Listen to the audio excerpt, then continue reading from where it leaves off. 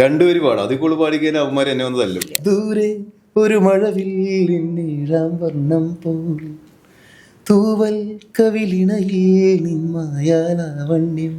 ശരി, എന്നാ അത് ഇഷ്ടമുള്ളൊരു മൂഡിന് പാടിക്കോ, ഒറിജിനൽ മൂഡല്ലാതെ. എന്റെ അമ്മയുടെ ജിമിക്ക് കമ്മൽ പാട് പാട്. എന്തപ്പൻ കട്ടോണ്ട് പോയേ. ഇങ്ങനെ ഈ ഒരു കാലഘട്ടത്തിൽ മലയാളത്തിൽ ഇത്രയും കൊമേഴ്ഷ്യലൈസ് ചെയ്ത റീസെന്റ് ടൈംസിലെ കമ്പോസേഴ്സിലെ മേജർ വ്യക്തിയാണ് ഗോപിസുന്ദർ. എന്തേ മൗനം വെറുതെ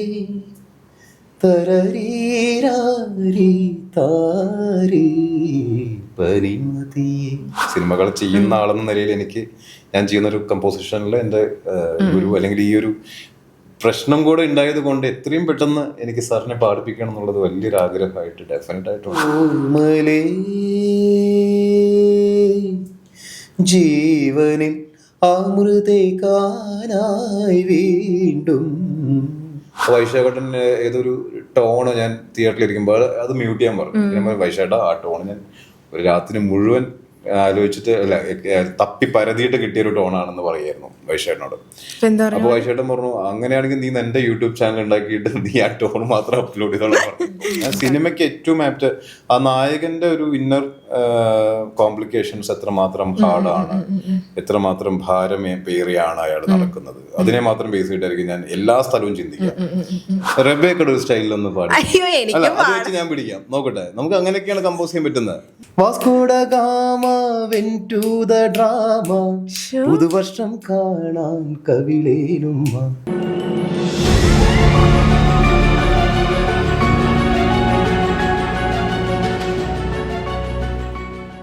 അപ്പൊ നമുക്കൊരു ഫൺ സെക്ഷനിലോട്ട് പോയാലോ?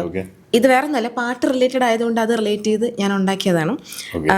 പവിഴമഴ സോങ് ഇല്ലേ, അതിനൊരു അപ്പൊ അതിന്റെ ഒരു മോഡുലേഷൻ അറിയാലോ. ഇതിനെ മാറ്റിയിട്ട് സഡൻ ആയിട്ട് അതിന്റെ മൂഡ് ചേഞ്ച് ചെയ്ത് പാടാൻ പറ്റുമോ? അതായത് ഇതിനെ ഒരു ഭയങ്കര ഹാപ്പി ടോണിൽ പാടാൻ പറ്റും.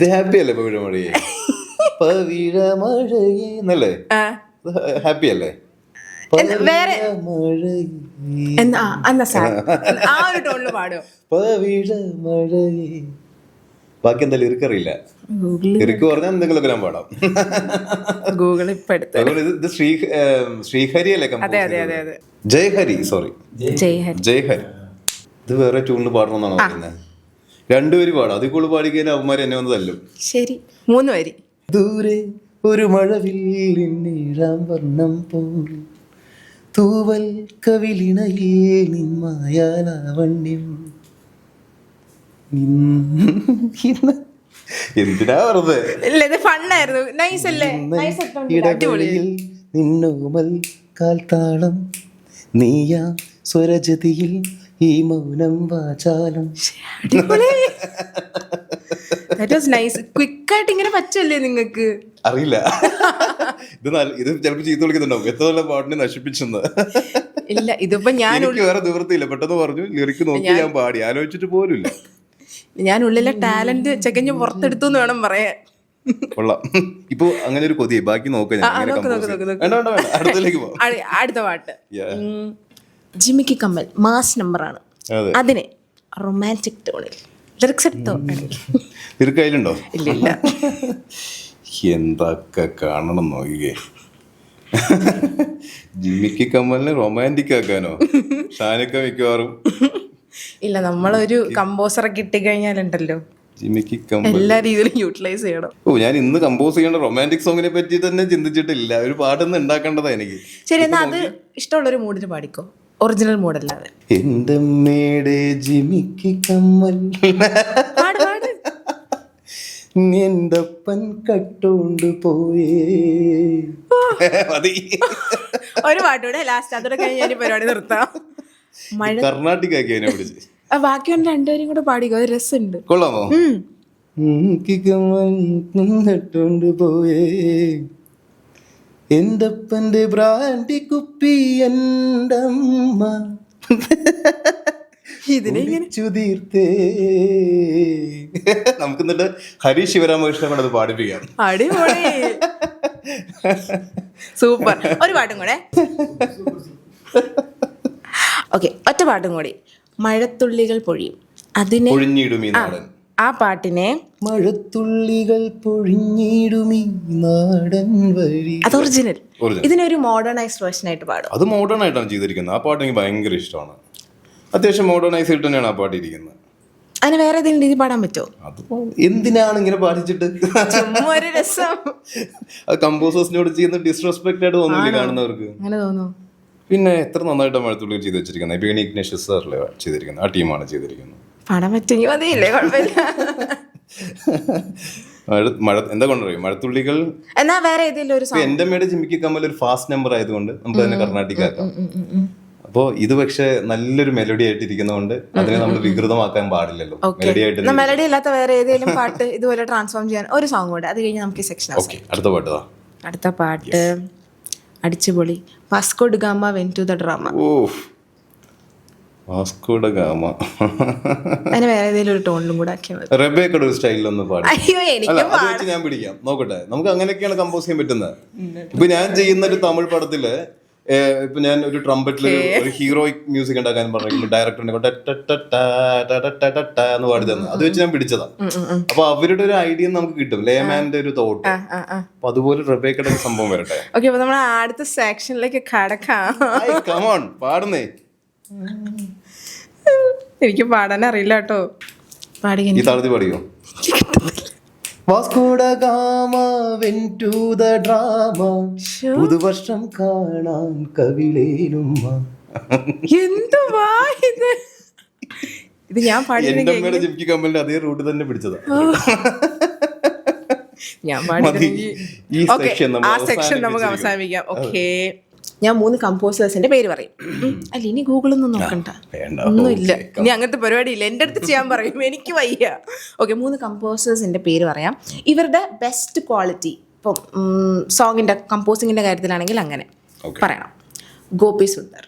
ഗോപി ചേട്ടനെയാണ് ഞാൻ ആക്ച്വലി ഈ ഒരു പ്രൊഫഷൻ ചൂസ് ചെയ്ത ശേഷം ഗോപി ചേട്ടന്റെ ഒരു രീതികൾ, ഗോപി ചേട്ടൻ സിനിമയെ കൺസീവ് ചെയ്യുന്ന, അല്ലെങ്കിൽ പുള്ളിയുടെ ഒരു സ്പീഡ് ഉണ്ട്, കമ്പോസിങ് സ്പീഡും പിന്നെ പീപ്പിൾ മാനേജ്മെന്റും ഈ പ്രൊഡ്യൂസേഴ്സിനാണെങ്കിലും ഡയറക്ടേഴ്സിനാണെങ്കിലും മാനേജ് ചെയ്യുന്ന ഒരു രീതി.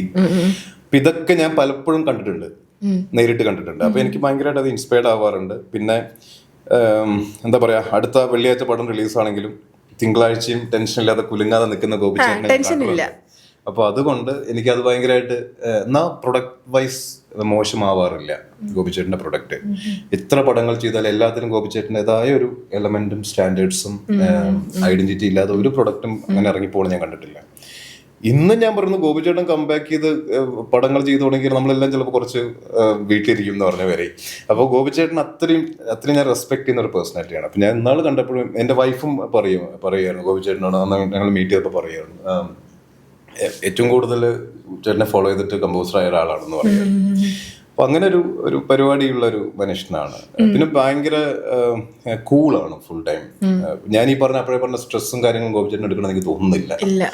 പുള്ളി കൂളായിട്ടാണ്, പുള്ളിയുടെ ഇന്റർവ്യൂസിലൊക്കെ കാണുന്ന അത്രയും കൂൾ തന്നെയാണ് പുള്ളി ഡെയിലി ലൈഫിലും കൊണ്ടുവരുന്നത്. ബാക്കി ഗോപിച്ചേട്ടൻ്റെ മ്യൂസിക്കാലിറ്റി വൈസ് ഞാൻ ഭയങ്കരമായിട്ട് ഫോളോ ചെയ്യുന്ന ഒരു വ്യക്തിയാണ്. മ്യൂസിക്കാലിറ്റി എന്ന് പറഞ്ഞാൽ അതിനെ അപ്ലൈ ചെയ്യുന്ന രീതി.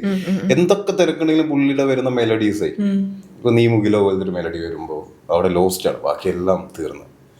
അല്ലെങ്കിൽ എബ്രഹാമിന്റെ സന്തതികളിലെ ഡിവോഷണൽ സോങ് വരുമ്പോൾ എല്ലാത്തിലും ഒരു പരിപാടി ഉണ്ടല്ലോ. അപ്പോൾ ഗോപിച്ചേട്ടൻ അടിപൊളിയാണ്. ഞാൻ ഭയങ്കരമായിട്ട് ഇങ്ങനെ വാദവരാതെ എനിക്ക് ഇഷ്ടമാണ് ഗോപിച്ചേട്ടനെ. അല്ലെങ്കിൽ ഈ സിനിമാ സംഗീതത്തിനെ ഇങ്ങനെ ഈ ഒരു കാലഘട്ടത്തിൽ മലയാളത്തിൽ ഇത്രയും കൊമേഴ്ഷ്യലൈസ് ചെയ്ത റീസെന്റ് ടൈംസിലെ കമ്പോസേഴ്സിലെ മേജർ വ്യക്തിയാണ് ഗോപി സുന്ദർ. ഈ സ്ട്രെസ്സിന്റെ കാര്യം പറഞ്ഞല്ലോ, ഒരു പാട്ട് ഇറങ്ങുന്നതിന് മുമ്പുള്ള ഒരു രാത്രി എങ്ങനെയായിരിക്കും? പാട്ട് അത് അങ്ങനത്തെ കാര്യങ്ങളൊക്കെ പോയി. ഇറങ്ങുന്ന കാര്യത്തിനെ പറ്റിയിട്ടുള്ള ചിന്ത എനിക്കില്ല. ഫൈനൽ ഔട്ടിനെ പറ്റി ഭയങ്കര ചിന്തിക്കും. ഫൈനൽ ഔട്ട് എന്റെ അൾട്ടിമേറ്റ് ആയിരിക്കണം, അല്ലെങ്കിൽ ഞാൻ ആഗ്രഹിക്കുന്ന തലത്തിലായിരിക്കണം. പാട്ട് റിലീസ് ആവുന്നോ പാട്ട് ഹിറ്റ് ആവുന്നോ ഒന്നും എന്നെ ബാധിക്കുന്നില്ല. അത് ഞാൻ ബാധിക്കുന്നില്ല. എന്റെ ഹിറ്റ് ഫാക്ടർ ആയിട്ടാണ് ഞാൻ ഔട്ട് ഇറക്കി വിടുന്നത്. ജോസഫ് മാർഗമാണ് സ്വീകരിച്ചിരിക്കുന്നത്. കാരണം ജോസഫിന്റെ കൂടെ തന്നെ ഇറങ്ങിയ പാട്ടുകളാണ് നിത്യഹരിത നായകൻ എന്ന സിനിമ.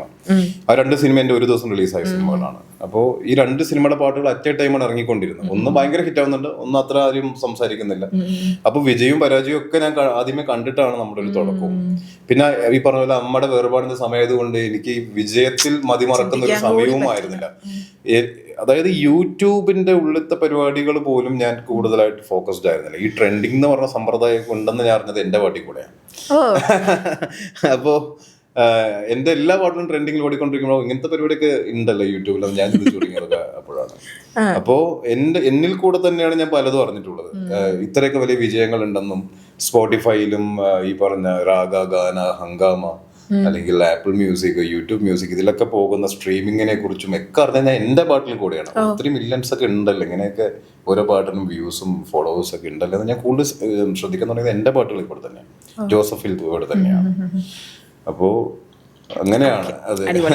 അടുത്ത കമ്പോസറിലേക്ക് കടന്നാലും ദീപക് ഏട്ടൻ ഞാൻ ദീപകനോട് പറയും, ദീപക് ഏട്ടൻ കാരണമാണ് ഞാൻ മ്യൂസിക് കമ്പോസർ ആയെന്ന് പറയും. കാരണം ഈ സിംഫണിയിലെ ചിത്രമണിക്കാട്ടിൽ അല്ലെങ്കിൽ പനിമതിയെ പുണരും ആ പടം അത്ര വലിയ സക്സസ് ആയിരുന്നില്ല എന്ന് എനിക്ക് തോന്നുന്നത്. പക്ഷെ സിനിമയ്ക്കപ്പുറം, സിനിമയുടെ വിഷ്വൽസിനപ്പുറം ഒക്കെ പോയ പാട്ടുകളാണ് അതൊക്കെ. ചിത്രമണിക്കാട്ടിലൊക്കെ കേട്ട് കഴിഞ്ഞാൽ ആ ഒരു കാലത്ത് ഇത്രയും ഒരു എന്താ പറയാ, ഒരു ബീറ്റിന്റെ ബേസ് ലൈനിന്റെ ഒക്കെ സുഖമില്ലേ, അല്ലെങ്കിൽ ജയചന്ദ്രൻ സാറിനെ പോലെയുള്ള എന്താ പറയാ ഒരു ക്ലാസിക് ഗായകനെ കൊണ്ട് വളരെ മോഡേണൈസ് ചെയ്തുകൊണ്ട് അദ്ദേഹത്തിന്റെ ശബ്ദം യൂട്ടിലൈസ് ചെയ്യുക, ചിത്രചേച്ചിയെ യൂട്ടിലൈസ് ചെയ്യുക. അപ്പോൾ അതൊക്കെയാണ് ആക്ച്വലി ശരിക്കും സിനിമ കമ്പോസർ ആയി തീരൂ എന്നുള്ള മോഹം ഭയങ്കരമായിട്ട് നമ്മുടെ ഉള്ളിലേക്ക് നിറച്ചു തന്നതിൽ ഒരാളാണ് ദീപക് ഏട്ടൻ. നരനിലെ മിന്നടി മിന്നടി മിന്നാമിനുങ്ങയാണെങ്കിലും അതൊക്കെയാണ് എന്ത് വളരെ മിനിമലായിട്ടാണ് ഓർക്കസ്ട്രേഷൻ ചെയ്തിട്ട് ഈ മെലഡി എൻഹാൻസ് ചെയ്യുന്നതെന്ന് എനിക്ക് പലപ്പോഴും തോന്നാറുണ്ട്. പലപ്പോഴും രാഗ ബേസ് ഇതൊക്കെ ഞാൻ കമ്പോസ് ചെയ്യുന്ന സമയത്ത് ഞാൻ പ്രോഗ്രഷൻസ് എല്ലാം ദീപക് ഏട്ടൻ ചെയ്തതിൻ്റെയൊക്കെ ഒരു ഇൻസ്പിറേഷനിൽ ചെയ്യാൻ ട്രൈ ചെയ്യാറുണ്ട്.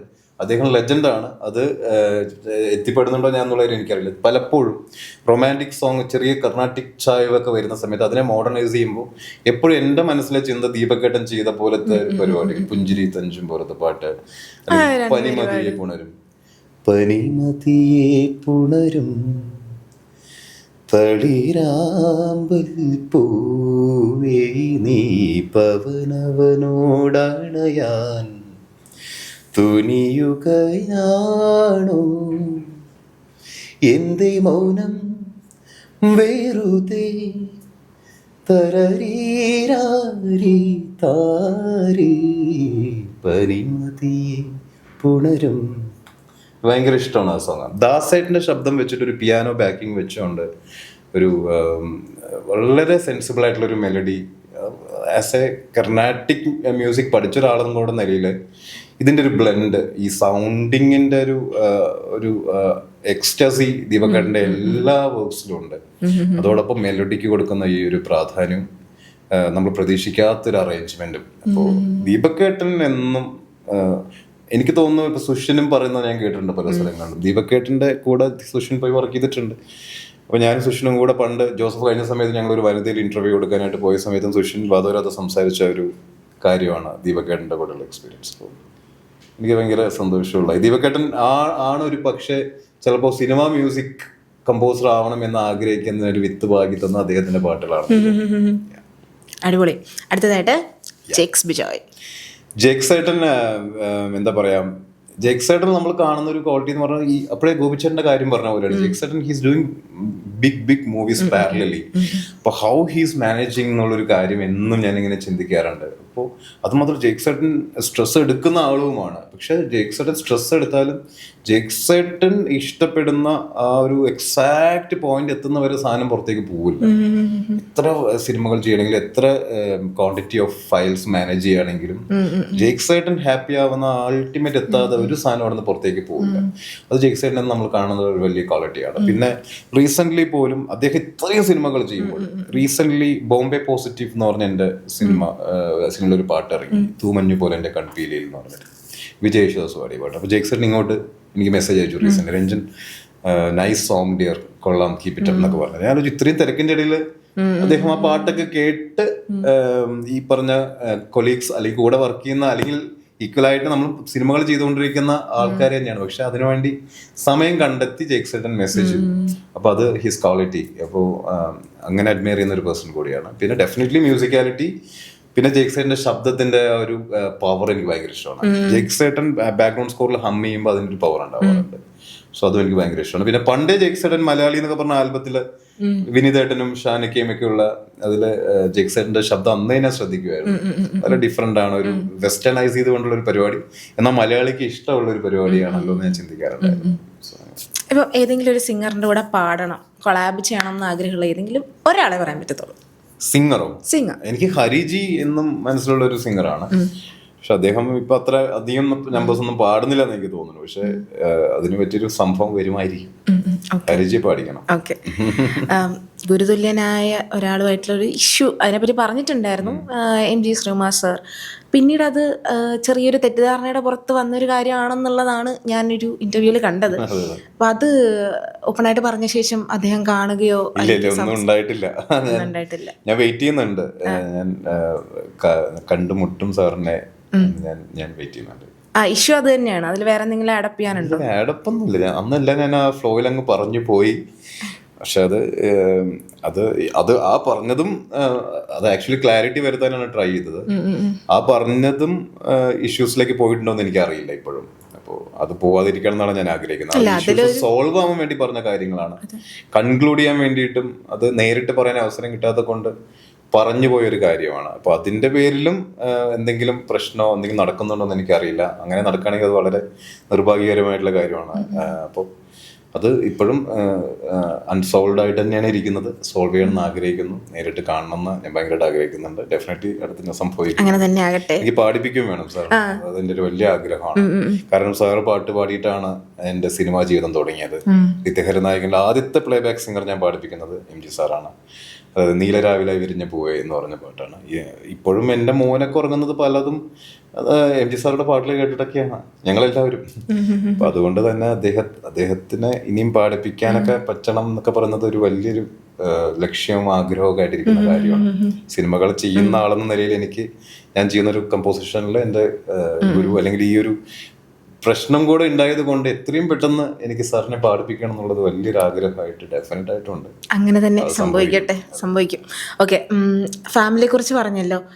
ഒന്ന് എങ്ങനെയാണ് വൈഫ് സപ്പോർട്ട് ചെയ്യുന്നത് ഈ ഒരു ഫീൽഡിൽ നിൽക്കുമ്പോൾ? അതുപോലെ മോനുമായിട്ടുള്ള ഒരു മോനല്ലേ, ഒരു രസകരമായ നിമിഷങ്ങളൊക്കെ പറയാമോ? എങ്ങനെയാ, how is it to become a dad? അതൊരു എക്സ്പീരിയൻസ് ആണ്. അതൊരു എന്താ പറയാ, വൈഫ് സപ്പോർട്ടീവ് ആണ് നല്ല രീതിയിൽ. പിന്നെ അവൾ തന്നെയാണ് എൻ്റെ ഈ സിനിമ റിലേറ്റഡ് ആയിട്ടുള്ള ടെക്നിക്കൽ കാര്യങ്ങൾ, അതായത് ടെക്നീഷ്യൻസിനെ ആണെങ്കിലും അവർക്ക് വേണ്ട കാര്യങ്ങൾ പ്രൊവൈഡ് ചെയ്യുന്നതാണെങ്കിലും അക്കൗണ്ട്സ് റിലേറ്റഡ് ആയിട്ടുള്ള കാര്യങ്ങളാണെങ്കിലും ഒന്നും ഞാൻ അറിയേണ്ടി വരാറില്ല. അപ്പോൾ നമ്മൾ RR റെക്കോർഡ്സ് എന്ന് പറഞ്ഞിട്ട്, രഞ്ജിൻ രാജ് റെക്കോർഡ്സ് എന്ന് പറഞ്ഞിട്ട് നമ്മൾ കമ്പനി ഫോം ചെയ്തിട്ടുണ്ട്. അപ്പോൾ RR റെക്കോർഡ്സിന്റെ ബേസിൽ ഞങ്ങൾ ഇനിയും യൂട്യൂബ് ചാനൽസും ഓഡിയോ റിലേറ്റഡ് ആയിട്ടുള്ള കുറേ ആക്ടിവിറ്റീസ് അടുത്ത് തന്നെ സ്റ്റാർട്ട് ചെയ്യും. അപ്പോൾ RR റെക്കോർഡ്സിന്റെ അണ്ടറിൽ വരുന്ന എല്ലാ കാര്യങ്ങളും, എല്ലാ പ്രശ്നങ്ങളും, എല്ലാ നല്ല നല്ല കാര്യങ്ങളും അത് ആ സൈഡും കൂടെ ചിന്തിച്ച് ചെയ്യാൻ നമുക്ക് മ്യൂസിക് ക്രിയേറ്റ് ചെയ്യാനുള്ള സമയമേ കിട്ടില്ല. അപ്പോൾ എനിക്കത് ചിന്തിക്കാൻ ഇഷ്ടമായിരുന്നു. പണ്ടൊക്കെ ഞാൻ ട്രൈ ചെയ്തിട്ടുണ്ട്. അത് ഞാൻ ചെയ്യുന്നതാണ് എനിക്ക് ഏറ്റവും കംഫർട്ട്. പക്ഷെ അതും കൂടെ ചെയ്താൽ ക്രിയേറ്റീവായിട്ട് നമുക്ക് ഒന്നും ചെയ്യാനൊരു സ്പേസ് കിട്ടാതെ ഒരു ദിവസത്തിന്റെ പകുതി മുക്കാലും സമയം അങ്ങനെ പോകും. അപ്പോൾ she is handling it very properly. എന്നെ കൂളാക്കിയിട്ട് വെക്കുന്ന കാര്യമാണ് അത് എന്റെ ടെൻഷൻ കാണുന്നത് കൊണ്ടും ഒക്കെ അറിയുന്നത് കൊണ്ടുമാണ്. പിന്നെ ഏതൊക്കെ സിനിമയാണ് നടക്കുന്നത്, ഏതൊക്കെ സീക്വൻസുകളാണ് വർക്ക് ചെയ്തുകൊണ്ടിരിക്കേണ്ടതെന്ന് വരെ അവെയർ ആണ്. അപ്പൊ അതൊരു വലിയ കാര്യമാണ്. നമ്മുടെ കൂടെയുള്ള നമ്മുടെ വാമഭാഗം, നമ്മുടെ വർക്കിന്റെ അത്രയും പ്രോഗ്രഷൻസ് അറിയുന്നത് വലിയൊരു കാര്യമാണ്. അപ്പോൾ അതില് പുള്ളിക്കാരി ഭയങ്കര കിടിലമാണ്. ടെൻഷൻ വരുന്ന സമയത്ത് ടെൻഷൻ കൂട്ടാതിരിക്കാൻ ശ്രമിക്കുന്ന ആളാണ്, ടെൻഷൻ കുറപ്പിക്കാൻ ട്രൈ ചെയ്യുന്ന ആളാണ്. പിന്നെ എന്റെ മോൻ, അവൻ ഇന്ദ്രനീൽ, അവന്റെ പേര്. അവൻ LKG. ഇന്ദ്രനീൽ, നീലൻ എന്ന് വിളിക്കും ഞാൻ. അപ്പോ അവൻ ഇപ്പൊ LKG. അപ്പൊ അവനും പാട്ടുകൾ ഇപ്പോ സുമതി ബവ്ള് എന്നാ അവൻ പറയുന്നത്. അപ്പൊ അതൊക്കെ നന്നായിട്ട് അടുത്ത പാട്ട് ശോകം വേണ്ടൊക്കെ പാടാറുണ്ട്. നങ്ങേല് പോയേ പാടാറുണ്ട് എന്റെ പാട്ട്. അതൊക്കെ അവന് ഇഷ്ടമാണ്. ഓക്കെ, കമ്പോസ് ചെയ്തതില് യുവർ പേഴ്സണൽ ഫേവറേറ്റ്, ചെയ്തതിൽ ഏറ്റവും ഇഷ്ടപ്പെട്ട ഒരു പാട്ട്? ഏതാണ്? അങ്ങനെ പറയാൻ പറ്റില്ല ആരെ കൊണ്ടും തോന്നുന്നു. പക്ഷെ നമ്മൾ ചില കാര്യങ്ങൾ അച്ചീവ് ചെയ്യാൻ കുറേ ടൈമും ട്രാവലും നടത്തുന്ന ശേഷം അച്ചീവ് ചെയ്യുമ്പോൾ ഒരു സന്തോഷം കിട്ടും. അങ്ങനെ കിട്ടിയ ഒരു പാട്ടാണ് പാൽനിലാവിൻ പോയി കാണേലെ. ആ പാട്ടിനാണ് സിത്താരയ്ക്ക് സ്റ്റേറ്റ് അവാർഡ് കിട്ടിയത്. അപ്പൊ ആ പാട്ട് ഈ പറഞ്ഞ പോലെ ആ പാട്ടിലേക്ക് എത്താൻ ഒരുപാട് ട്രാവല് നടന്നിട്ടുണ്ട് മാനസികമായിട്ട്. അതുകൊണ്ട് തന്നെ ആ പാട്ടിനോട് എന്തോ ഒരു പ്രത്യേക ഇഷ്ടമുണ്ട്. വേണമെങ്കിൽ അങ്ങനെ പറയാവുന്നതാണ് ആ ഒരു അർത്ഥത്തിൽ. അല്ലാതെ പക്ഷെ എനിക്ക് തോന്നുന്നില്ല നമ്മൾ അങ്ങനെ ഒരു പാട്ടും ഇഷ്ടപ്പെടാതെ അല്ല ചെയ്തിട്ടുണ്ടാവും. എല്ലാ പാട്ടിനോടും ആ പാട്ട് ചെയ്യുന്ന സമയത്ത് അതിൽ മാത്രം തന്നെയാണ് മുഴുകിയിരിക്കുന്നത്. ഇപ്പോഴത്തെ ഒരുപാട് ആർട്ടിസ്റ്റുകൾ അവസരം കിട്ടാതെയൊക്കെ നിൽക്കുന്ന ഒരുപാട് ആൾക്കാർ ഇൻഡിപെൻഡന്റ് മ്യൂസിക്കിനെയാണ് ഡിപ്പെൻഡ് ചെയ്യുന്നത്, സ്വന്തമായിട്ടൊരു. അപ്പോൾ അതിനെങ്ങനെ നോക്കി കാണുന്നേ? അല്ല, എല്ലാവർക്കും സിനിമ എന്നുള്ളൊരു കാര്യം ചെയ്യാൻ പറ്റണമെന്നില്ല. പല ആൾക്കാർക്കും സിനിമ ചെയ്യാൻ കിട്ടിയാലും താല്പര്യമില്ലാത്ത എത്രയോ ആർട്ടിസ്റ്റുകൾ എനിക്കറിയാം ഇപ്പൊ നിലവിൽ ഇപ്പോഴത്തെ സീനിലുള്ള. അപ്പൊ അതുകൊണ്ട് തന്നെ അത് എന്തുകൊണ്ടാണ് സിനിമ ചെയ്യാൻ പലരും താല്പര്യം കാണിക്കാത്തതെന്ന് പറഞ്ഞാൽ സിനിമയിൽ റെസ്ട്രിക്ഷൻസ് ഒരുപാടുണ്ട്. കാരണം ഒരു ബൗണ്ടറി ഉണ്ട്. ആ ബൗണ്ടറി നിന്നുകൊണ്ട് ആ സിനിമയ്ക്ക് അനുസരിച്ച് നമ്മൾ പെരുമാറേണ്ട ആവശ്യം വരും. സിനിമയ്ക്ക് അനുസരിച്ച് പെരുമാറേണ്ടി വരും, സിനിമയ്ക്ക് അനുസരിച്ച് സംഗീതം ചിന്തിക്കേണ്ടി വരും, സിനിമയ്ക്ക് അനുസരിച്ച് സൗണ്ടിങ് ക്രിയേറ്റ് ചെയ്യേണ്ടി വരും. അപ്പോൾ അതിൽ നമ്മൾ ഹാപ്പിനെസ് കണ്ടെത്തേണ്ടിയും വരും. കമ്പോസേഴ്സ് ചില സമയത്ത് നമുക്ക് ഇഷ്ടമില്ലാത്ത ജോണർ പോലും ചിലപ്പോൾ നമ്മൾ ട്രൈ ചെയ്യേണ്ടിയും വരും. പക്ഷെ നമുക്ക് അത് ട്രൈ ചെയ്യുന്ന സമയത്ത് ആ ജോണറിനോട് നമുക്ക് ഓട്ടോമാറ്റിക് താല്പര്യം കിട്ടുകയൊക്കെ ചെയ്യും. ഇതിനൊക്കെ വേണ്ട ഒരു മൈൻഡ് സെറ്റ് ഉണ്ടാവണം, ഈ ഫ്ലെക്സിബിലിറ്റി. അപ്പൊ ആ മൈൻഡ് സെറ്റ് എല്ലാവർക്കും ഉണ്ടാവില്ല. ചിലർ അഡമന്റ് ആയിരിക്കും അവരുടെ ചില സംഗീതത്തിൽ, ചില മ്യൂസിക്കിൽ, ചില തോട്ട് പ്രോസസ്സിൽ വളരെയധികം സ്ട്രിക്റ്റ് ആയിട്ട് നിൽക്കുന്ന ആൾക്കാരുണ്ട്. അപ്പോൾ അവരെ ഞാൻ പലപ്പോഴും പ്യുവർ മ്യൂസീഷ്യൻസ് വിളിക്കാറുമുണ്ട്. അതാണ് എൻ്റെ ഐഡിയോളജി പ്രകാരം ഞാൻ അവരെ വിളിക്കുന്നത് വളരെ സത്യസന്ധരായ മ്യൂസീഷ്യൻസ് തന്നെയാണ്. അപ്പോൾ ഈ കൊമേഴ്ഷ്യൽ സീനിൽ വരാൻ താല്പര്യമില്ലാത്ത പലർക്കും ഡിപ്പെൻഡ് ചെയ്യാൻ പറ്റുന്നത് ഇൻഡിപെൻഡന്റ് മ്യൂസിക് തന്നെയാണ്. എന്നാലും അവർക്ക് ആരും ബോധിപ്പിക്കേണ്ട കാര്യമില്ല. അവരുടെ ഓൺ ചാനൽസിൽ അല്ലെങ്കിൽ അവരുടെ പേരിൽ വിൽക്കപ്പെടുന്ന ഒരു സോങ് ആയിട്ട് മാത്രം അതിനെ ട്രീറ്റ് ചെയ്യുന്നതാണ് അങ്ങനത്തെ ആൾക്കാർക്ക് നല്ലത്. ഞാനിപ്പോൾ നൈറ്റ് ഡ്രൈവ് എന്ന് പറഞ്ഞ പടം ചെയ്യുന്ന സമയത്ത് വൈശാഖേട്ടനാണ് മലയാളത്തിൽ ഏറ്റവും മാസ് പടങ്ങൾ ചെയ്ത വൈശാഖേട്ടൻ ഡയറക്ട് ചെയ്ത പടമാണ്.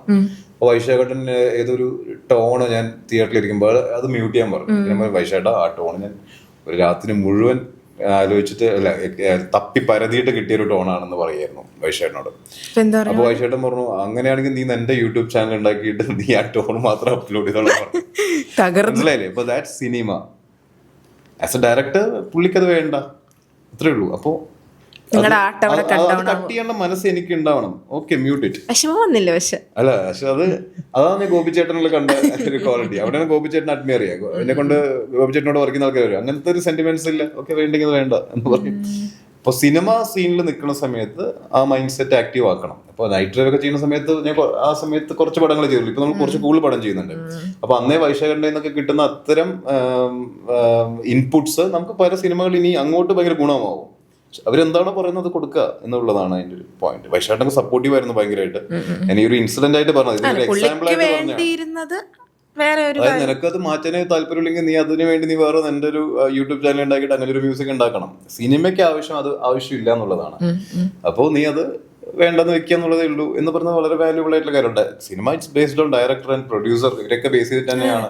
അല്ലാതെ നമ്മള് ഒരാളുടെ പേഴ്സണൽ വർക്ക് ഓഫ് ആർട്ട് അല്ല. അപ്പൊ നമ്മൾ അതിൽ സാറ്റിസ്ഫൈഡ് ആയിട്ടുള്ള ഒരു പ്രൊഡക്റ്റ് കൊടുക്കാന്ന് മാത്രമല്ല, അത് നമ്മൾ സാറ്റിസ്ഫാക്ഷൻ മാത്രം വിചാരിച്ചുകൊണ്ട് സിനിമയ്ക്ക് ഗുണമാവാതെ ചെയ്തിട്ട് കാര്യമില്ല. അതാണ് സിനിമ സീൻ എന്ന് പറയുന്നത്. അപ്പൊ ആ സിനിമ സീനിൽ ആ ലീഗിൽ നിൽക്കാൻ താല്പര്യമുള്ളവർക്ക് മാത്രമേ നിൽക്കാൻ പറ്റുള്ളൂ. അല്ലാതെ മറ്റേ തോട്ട് പ്രോസസ് ഉള്ള ആൾക്കാര് ഇത് ഇങ്ങോട്ട് വന്നാൽ അവർക്കിത് ഹാൻഡിൽ ചെയ്യാൻ പറ്റില്ല. അവരുടെ അപ്പുറത്തുള്ള ഒരു വലിയ സ്പേസ് അവർ നശിപ്പിക്കുന്ന പോലെയും ഇരിക്കും. അപ്പൊ അതുകൊണ്ട് തന്നെ അത്തരം ആൾക്കാര് ഭയങ്കരമായിട്ട് നല്ലതാണ്. ഓഡിയോ വ്യൂവേഴ്സ്, എന്താ പറയാ, ലിസണേഴ്സിനും ഒക്കെ അത്തരം ആൾക്കാർ ഉള്ളത് കൊണ്ടാണ് നമുക്ക് ബാലൻസ് ഓഫ് മ്യൂസിക് ഇവിടെ സംഭവിച്ചുകൊണ്ടിരിക്കുന്നത്. എല്ലാത്തരം പാട്ടുകളും. അങ്ങനെ ഇൻട്രസ്റ്റ് ഉണ്ടോ സൈഡിൽ കൂടി കുറച്ചൊന്ന് ഇൻഡിപെൻഡന്റ് മ്യൂസിക്? സൈഡിൽ കൂടെ എന്നുള്ള പരിപാടി നടക്കില്ല. അത് ചെയ്യണമെങ്കിൽ അവിടെ ഫോക്കസ് ചെയ്യണം. അവരത് ഫോക്കസ് ചെയ്യുന്നതുകൊണ്ടാണ് നമ്മൾ അവരെ പറ്റി സംസാരിച്ചത്. ഞാൻ ഇത് ഫോക്കസ് ചെയ്യണം. രണ്ടും കൂടെ ഇടയ്ക്കൊക്കെ വേണമെങ്കിൽ ഒരു ആഗ്രഹത്തിന്റെ പുറത്തൊക്കെ എന്തെങ്കിലും ചെയ്യാന്നുള്ളത്, അത് നമ്മളായിട്ട് തല്ലി പഠിപ്പിച്ച് ചെയ്യാൻ പാടില്ല. അപ്പൊ എല്ലാവരും ഇൻഡിപെൻഡന്റ് മ്യൂസിക് ഇവിടെ പൊളിക്കുന്നുണ്ടല്ലോ, ഞാനും ചെയ്തേക്കാം, അങ്ങനെയൊന്നും പറയാൻ പറ്റില്ല. സംഭവിക്കുകയാണെങ്കിൽ ഇറക്കാം എന്ന് മാത്രമേ ഉള്ളൂ. നമ്മളിപ്പോ ഫോക്കസ് ചെയ്യുന്ന സിനിമയാണ്. ഞാൻ ഉദ്ദേശിച്ച ഒരു പേഴ്സണൽ സ്പേസ് കിട്ടുന്ന രീതിക്കുള്ള ആർട്ട് ഇപ്പം ചില സിനിമകളിൽ നിങ്ങൾക്ക് കൊടുക്കാൻ പറ്റുന്നില്ലെങ്കിൽ അത് ചെയ്യണം. പക്ഷെ അതിനുള്ള സ്പേസും സമയവും കണ്ടെത്തണം, അതാണ് പ്രശ്നം. കിട്ടുന്നില്ല. ഓക്കെ, ഇത് ജസ്റ്റ് ഒരു ഹൈപ്പോത്തറ്റിക്കൽ ക്വസ്റ്റ്യൻ ആണ്. If you haven't become a singer, what do you actually want to be? അതായത് സിംഗറും മ്യൂസിക് ഡയറക്ടറും ഒന്നും ആയിട്ടില്ലെങ്കിൽ ഒന്നുമില്ല, ഈ ഫീൽഡേ ഇല്ല. ഓഹോ, മിക്കവാറും ഞാൻ പഠിച്ചത് കൊമേഴ്സാണ്. അപ്പോൾ എല്ലാ കമ്പനിയിലെ ഓഡിറ്റിങ്ങോ ഒക്കെ ആയിട്ടൊക്കെ ഞാൻ ഉണ്ടാവുമായിരിക്കണം. അച്ഛന്റെ ഇഷ്ടം പോലെ. അതെ അതെ, എനിക്കും ഇഷ്ടമൊക്കെ തന്നെയാണ്. എനിക്ക് അങ്ങനെ അതിനോട് വിരക്തിയൊന്നുമില്ല. ഇതായില്ലെങ്കിൽ ഞാനും അത് പഠിച്ചു വെച്ചത് ഇതായില്ലെങ്കിൽ പണി കിട്ടരുത് എന്നുകൊണ്ടും കൂടെ തന്നെയാണ്. കാരണം ഞാൻ ബികോം പഠിക്കുന്ന വിക്ടോറിയയിലാണ്. ബികോം കഴിഞ്ഞിട്ട് ഞാനൊരു PGയും കൂടെ ഞാൻ ചെയ്തു. MIB എന്ന് പറഞ്ഞിട്ട് ഇന്റർനാഷണൽ ബിസിനസ് എന്ന് പറഞ്ഞിട്ടൊരു കോഴ്സും കൂടെ ഞാൻ ചെയ്തിട്ടുണ്ടായിരുന്നു. അത് ഞാൻ കറസ്പോണ്ടൻസ് ആയിട്ടാണ് ചെയ്യുന്നത്. ആ സമയത്ത് ഞാൻ ഓൾറെഡി സ്റ്റാർ സിംഗർ എന്നൊക്കെ നടക്കുന്ന പ്രോഗ്രാംസ് ഒക്കെ നടക്കുന്ന സമയം ആ PG ഞാൻ ചെയ്തത് ഈ മ്യൂസിക്കിൽ നമുക്ക് എന്തെങ്കിലും ഒരു പറ്റുകയാണെങ്കിൽ, നമുക്ക് ഒന്നും എത്തിപ്പെടാൻ പറ്റിയില്ലെങ്കിൽ എന്തെങ്കിലും ഒരു ജോലി എന്നുള്ള ചിന്തിച്ചുകൊണ്ട് തന്നെയാണ് ഞാൻ അത് പഠിച്ചത്. അപ്പോൾ ഡെഫിനറ്റ്ലി അക്കൗണ്ട്സ് റിലേറ്റഡ് അല്ലെങ്കിൽ ബിസിനസ് റിലേറ്റഡ് ആയിട്ടുള്ള ഏതെങ്കിലും ഓഫീസുകളിലോ കമ്പനികളിലോ ഞാൻ ഉണ്ടായേനെ. അല്ലെങ്കിൽ സ്വന്തമായിട്ട് ബിസിനസ് ചെയ്യുമായിരിക്കും എന്ന് എനിക്കറിയില്ല. അറിയില്ല. ഞാൻ നേരത്തെ പറഞ്ഞതായിട്ട് കണക്ട് ചെയ്ത് എനിക്കറിയില്ല, ഞാൻ കേട്ടിട്ടുള്ള ഒരു കാര്യമാണ്. ഇപ്പം നിങ്ങളൊരു പീസ് ഓഫ് ആർട്ട് നിങ്ങൾ ഉണ്ടാക്കുന്നു, പക്ഷെ ഇവർക്ക് കൂടുതലും കുറച്ചും കൂടി കോപ്പീഡ് ആയിട്ടുള്ള വേർഷനാണ്. ഇതുപോലെ ഇറക്കൂ, ഇതുപോലെ ചെയ്യൂ, ഇങ്ങനെ ഒരു പ്രഷർ ഉണ്ടെന്ന് കേട്ടിട്ടുണ്ട്. എനിക്ക് അറിയില്ല. അതുണ്ട്, ഡെഫിനറ്റ്ലി ഉണ്ട്. മെയിൻലി പ്രശ്നം എന്ന് പറഞ്ഞാൽ പലപ്പോഴും പല സിനിമകളും എഡിറ്റ് ചെയ്യുന്ന സമയത്ത് ഒരു ട്രെയിലർ എഡിറ്റ് ചെയ്യണമെങ്കിൽ തന്നെ അവർ മ്യൂസിക് ഇട്ടിട്ട് എഡിറ്റ് ചെയ്യും, ഒരു ഓളം കിട്ടാൻ, താളം കിട്ടാനായിട്ട്. അപ്പൊ ഇത് കേട്ടും കണ്ടിട്ടും പലപ്പോഴും എല്ലാവരും കൺവിൻസ്ഡ് ആവും ആ മ്യൂസിക് ആയിട്ട്. അപ്പൊ നമ്മൾ അതിന്റെ നമ്മൾ ആ വിഷ്വൽ മാത്രം കാണുമ്പോൾ ഞാൻ എങ്ങനെയാണ് എന്റെ ഒരു ആസ്പെക്ട് എങ്ങനെയാണ് ഞാൻ അത് കാണുന്നത്, അപ്പൊ അത് ഞാൻ എക്സിക്യൂട്ട് ചെയ്യാൻ ട്രൈ ചെയ്യുന്ന മുന്നേ തന്നെ അവരതില് വീണ് കിടക്കുകയായിരിക്കും, ആ റെഫറൻസിൽ വീണ് കിടക്കും ചില സമയങ്ങളിൽ. അപ്പൊ അങ്ങനെ ഒരു സംഭവം ഉണ്ട്. പക്ഷെ അപ്പൊ ഞാൻ ആക്ച്വലി പറഞ്ഞ് മനസ്സിലാക്കി കൊടുക്കാറുണ്ട്. ഞാൻ സിനിമയായിട്ട് മാത്രമാണ് അതിനെ കൺസിഡർ ചെയ്യാം. ഞാനിപ്പോ ടോൺ കൊണ്ട് വിസ്മയിപ്പിക്കുക എന്നുള്ള ചിന്തയൊക്കെ എന്റെ കഴിഞ്ഞു. ഞാൻ അത് ചിന്തിക്കാറില്ല ഇപ്പൊ. ഞാൻ സിനിമയ്ക്ക് ഏറ്റവും ആപ്റ്റ് ആ നായകന്റെ ഒരു ഇന്നർ കോംപ്ലിക്കേഷൻസ് എത്രമാത്രം ഹാർഡാണ്, എത്രമാത്രം പേറിയാണ് അയാൾ നടക്കുന്നത്, അതിനെ മാത്രം ബേസ് ചെയ്തിട്ടായിരിക്കും ഞാൻ എല്ലാ സ്ഥലവും ചിന്തിക്കുക. അപ്പോ അതല്ലാതെ ചുമ്മാ ഇപ്പൊ ഒരു റാപ്പ് ഇട്ടിട്ട് നമ്മള് ആ സീൻ കാണുമ്പോൾ ആൾക്കാരെ രസിപ്പിക്കാന്ന് മാത്രം ഞാൻ ചിന്തിക്കില്ല. ആ നായകൻ അങ്ങനെ അല്ലല്ലോ എന്ന് ഞാൻ ചിന്തിക്കും. ഇമോഷണലി കൺവേ ചെയ്യാൻ പറ്റും അങ്ങനെ. അപ്പോൾ ഞാൻ മാക്സിമം പറഞ്ഞ് മനസ്സിലാക്കാറുണ്ട്. ഇപ്പൊ നമ്മുടെ സ്കോറുകളും കാര്യങ്ങളൊക്കെ അടുത്ത കാലത്ത് അത്യാവശ്യം കുഴപ്പമില്ലാതെ പോയത് കൊണ്ട് ട്രസ്റ്റ് ചെയ്യുന്നുണ്ട്. ഡിസിഷൻ എടുക്കാനുള്ള ഒരു സ്പേസ് കിട്ടുന്നുണ്ട്. പണ്ടൊന്നും കിട്ടിയിട്ടുണ്ടായിരുന്നില്ല. ഇപ്പോ ഞാൻ പറയുന്നത് അവര് മനസ്സിലാക്കാൻ അവരും തയ്യാറാവുന്നുണ്ട്. അത് കൂടുതൽ പറഞ്ഞ പോലെ നമ്മൾ പ്രൂവ് ചെയ്യുമ്പോൾ അല്ലെങ്കിൽ നമ്മുടെ നല്ല പ്രൊഡക്റ്റുകൾ പുറത്ത് വരുമ്പോൾ ഓട്ടോമാറ്റിക്കലി സംഭവിക്കുന്ന ഒരു കാര്യമാണ്. ഇനി നമുക്കൊരു ഫ്ലോപ്സ് വരുമ്പോൾ വീണ്ടും ചിലപ്പോൾ നമ്മൾ പറയുന്നത് കേൾക്കേണ്ടി വരുമായിരിക്കാം, അറിയില്ല. പക്ഷെ അങ്ങനെ സെൻസിബിൾ അല്ലാത്ത കേൾക്കൽ എന്തായാലും എന്റെ ഭാഗത്തുനിന്ന് ഉണ്ടാവില്ല എന്ന് ഉറപ്പാണ്. ഇനി മനസ്സിലായി. അങ്ങനെ കേട്ടാലും നോ പറഞ്ഞ് സെൻസിബിൾ അല്ലാത്തത് സെൻസിബിൾ ആയിട്ടുള്ള എന്തായാലും ആര് പറഞ്ഞാലും അക്സെപ്റ്റ് ചെയ്യും. അപ്പോ ഇപ്പോഴത്തെ കറന്റ് പ്രോജക്ട്സ് എന്തൊക്കെയാണ്, ഫ്യൂച്ചർ പ്രോജക്ട്സ് എന്തൊക്കെയാണ്? ഇപ്പൊ ഞാൻ കഴിഞ്ഞത് ഐസ് എന്ന് പറഞ്ഞൊരു സീരീസ് സുമതിക്ക് ശേഷം ചെയ്തു കഴിഞ്ഞത് അതാണ്. അത് ബോബി സഞ്ജയ് സ്ക്രിപ്റ്റ് ചെയ്യുന്ന, മനു അശോകൻ ഡയറക്ട് ചെയ്യുന്ന, ഉയരെ കാണേക്ക് ശേഷം മനു ഡയറക്ട് ചെയ്യുന്ന സീരീസ് ആണ് സോണി ലിവിന് വേണ്ടിയിട്ട്. അത് ഞങ്ങൾ ഫുള്ളി കംപ്ലീറ്റഡ് ആണ്. അവരുടെ തന്നെ ബോബി സഞ്ജയ് സ്ക്രിപ്റ്റ് ചെയ്യുന്ന, മനു അശോകൻ ഡയറക്ട് ചെയ്യുന്ന ജൂനിയർ എന്ന് പറഞ്ഞൊരു മൂവി സ്റ്റാർട്ട് ചെയ്യാൻ പോകുന്നു. പിന്നെ അഭിലാഷ് എഴുതുന്ന, M. മോഹൻ ചേട്ടൻ ഡയറക്ട് ചെയ്യുന്ന ചോറ്റാനിക്കര ലക്ഷ്മിക്കുട്ടി എന്ന് പറഞ്ഞ Gokulam productions, Gokulam sir produce ചെയ്യുന്ന പടമാണ്. അത് കമ്മിറ്റ് ചെയ്തിട്ടുണ്ട്. പിന്നെ പൊങ്കാല എന്ന് പറഞ്ഞൊരു പ്രൊജക്ട്, അത് ശ്രീനാഥ് ബാസിയുടെ 2 ദിവസം മുന്നേ ടീസർ ഇറങ്ങി, നല്ല അഭിപ്രായമുണ്ട്. പിന്നെ തെലുങ്കിലെ #++ എന്ന് പറഞ്ഞൊരു പടം, റീസെന്റ് കോർട്ട് എന്ന് പറഞ്ഞൊരു പടം ഇറങ്ങിയിട്ടുണ്ടായിരുന്നു, ഭയങ്കര ഹിറ്റായിരുന്നു. അപ്പൊ അതിലെ കോർട്ടിലെ വില്ലൻ ആയിട്ട് അഭിനയിച്ച ശിവാജി സാർ നായകനായിട്ട് വരുന്ന പടമാണ്. അവരെന്റെ ശിവാജി സാറുടെ പ്രൊഡക്ഷൻസ് തന്നെയാണ്. അപ്പോൾ അത് #+ നടക്കുന്നു, #+. പിന്നെ ഗ്രാൻഡ് ഫാദർ എന്നൊരു തമിഴ് മൂവി നടക്കുന്നുണ്ട്. തേരി മേരി എന്ന് പറഞ്ഞൊരു മലയാളം പടം നടക്കുന്നത്, ഷൈൻ ടോം ആൻഡ് ശ്രീനാഥ് ബാസി. പിന്നെ പാബ്ലോ എണ്ണാൻ പറ്റുന്നതിനൊക്കെ അപ്പുറമാണല്ലോ ലിസ്റ്റ് വരുന്നത്. ഇങ്ങനെ കുറച്ച് അടിപൊളി. ഇങ്ങനെ തന്നെ എപ്പോഴും ഫുൾ ബിസി ആയിട്ട് ഒരു അടിപൊളി, കുറച്ചും കൂടെ ഒരു വലിയ വിഷനിലേക്ക് ലൈഫ് പോട്ടെ. വിഷന്റെ കാര്യം ചോദിച്ചപ്പോഴാണ് ഇപ്പോൾ ഉള്ളതിൽ സാറ്റിസ്ഫൈഡ് ആണെന്നറിയാം. ബട്ട് സ്റ്റിൽ കുറച്ചും കൂടി ഇനി എന്താണ്, ലൈക്ക് എന്റെ ഫ്യൂച്ചർ കുറച്ചും കൂടി എനിക്ക് ഇങ്ങനെയൊക്കെ ആക്കി തീർക്കണം. പിന്നെ ഇപ്പോൾ ഒരിക്കലും സാറ്റിസ്ഫൈഡ് അല്ല. എന്തൊക്കെയാ അതിന്റെ സാറ്റിസ്ഫാക്ഷൻ എന്ന് പറയുന്നത്? ക്രിയേറ്റീവ്ലി സാറ്റിസ്ഫൈഡ് ആവാൻ പറ്റില്ല നമ്മളെ കൊണ്ട്. നമ്മളിപ്പോഴും ഞാനിപ്പോഴും എൻ്റെ വർക്ക് കഴിഞ്ഞ സിനിമ ഇറങ്ങി തിയേറ്ററിൽ പോയി കണ്ടിരിക്കുന്ന സമയത്ത് ഇവിടെ ഒരു ലാപ്ടോപ്പ് ഉണ്ടെങ്കിൽ ഞാൻ ചിന്തിക്കുക ഒന്ന് ഫെയ്ഡിങ് ചെയ്തിട്ട് ഇവിടെ ഒന്ന് ചെറിയ റിവേർബ് ടൈലൊക്കെ ഇട്ട് പറ്റിയായിരുന്നല്ലോ, എന്ത് വെച്ച് ചെറിയൊരു എറർ പറ്റിയില്ല. എറേഴ്സ് മാത്രം നമ്മുടെ കാതിൽ കിട്ടുള്ളൂ. അപ്പൊ അതുകൊണ്ട് ആ ലെവലിൽ സാറ്റിസ്ഫാക്ഷൻ എനിക്ക് തോന്നുന്നില്ല ഉണ്ടാവുന്നത്. എങ്കിലും ഒരു പരിധി വരെ സാറ്റിസ്ഫൈഡ് ആകുമ്പോഴാണ് നമ്മൾ ഹാപ്പി. സുമതി വളവ് ആ സിനിമയ്ക്ക് അനുയോജ്യമായിട്ടുള്ള സ്കോറും പാട്ടിലും കൊടുത്തു. പക്ഷെ അത് എപ്പോഴും 100 ആയിരിക്കണം നിർബന്ധമില്ല. പക്ഷെ നമ്മൾ സാധാരണ നമുക്ക് അച്ചീവ് ചെയ്യാൻ പറ്റാത്തതിനെക്കാട്ടിൽ പല സ്ഥലങ്ങൾ അച്ചീവ് ചെയ്യാൻ പറ്റുമ്പോൾ ഒരു സാറ്റിസ്ഫാക്ഷൻ, അതാണ് അതിന്റെ ഒരു പോയിന്റ്. വയസ്സാണെങ്കിൽ അങ്ങനെയാണ്. ഇപ്പൊ നമുക്ക് വരുമ്പോൾ അത് മനസ്സിലാവും. വളരെ ഡീറ്റെയിൽഡ് ആയിട്ട് ചെയ്തൊരു പ്രൊജക്റ്റ് ആണ്, വളരെ നല്ലൊരു സീരീസ് ആണ്. അപ്പോൾ ആ ഒരു സാറ്റിസ്ഫാക്ഷൻ, ഓക്കെ ഞാൻ വർക്ക് ചെയ്തു എന്നുള്ളൊരു സാറ്റിസ്ഫാക്ഷൻ. പക്ഷെ എങ്കിലും കംപ്ലീറ്റ് ആയിട്ടൊന്നും ആർക്കും എനിക്കെന്തായാലും ഉണ്ടാവില്ല. അടിപൊളി. അപ്പോൾ നമ്മൾ പാട്ടിലൂടെ തുടങ്ങി, ഒരു നല്ല പാട്ടിലൂടെ നമുക്ക് അവസാനിപ്പിച്ചാലോ? ഏതെങ്കിലും ഓക്കെ, യുവർ ഫേവറേറ്റ് ജോണർ ഏതാണ്? ഞാൻ മെലോഡീസിന്റെ ആളാണ് കൂടുതൽ. മെലോഡീസാണ് കൂടുതൽ ഇഷ്ടം. പക്ഷെ നമുക്ക് എല്ലാം ചെയ്യേണ്ടി വരാറുണ്ട്. മെലോഡീസോ മെലോഡി ഒരു മെലഡി പാടി നിർത്തുന്നോ, ഒരു അടിച്ചുപൊളി പാടി നിർത്തുന്നു? അടിച്ചുപൊളി പാടാൻ ഇവിടെ ഒന്നും ഇല്ലല്ലോ. ആരെങ്കിലും ഒരു ഗിറ്റാറോ കഹോണോ എന്തെങ്കിലുമൊക്കെ ഉണ്ടെങ്കിൽ നമുക്കത് വെച്ച് പിടിക്കായിരുന്നു. Nobody is there. ഇഷ്ടമുള്ളത് പാടിയാൽ മതി. സിംഗ് മെലോഡി, അതാണ് ബെറ്റർ. ഏത് മെലോഡി പാടും? ഇഷ്ടമുള്ള ഏതെങ്കിലും favourite, may be your moms favourite ഏതെങ്കിലും. ഏതോ വാർമുകിലും കിനാവിലെ മുത്തായി നീ വന്നു, ഓമലേ ജീവനിൽ അമൃതേകാനായി വീണ്ടും എന്നിൽ ഏതോർമകളായി നിലാവിൻ മുത്തേ നീ വന്നു. അടിപൊളി. Thank you so much. It was A very lovely chat with you. Thank you so much, Rabika. Thank you.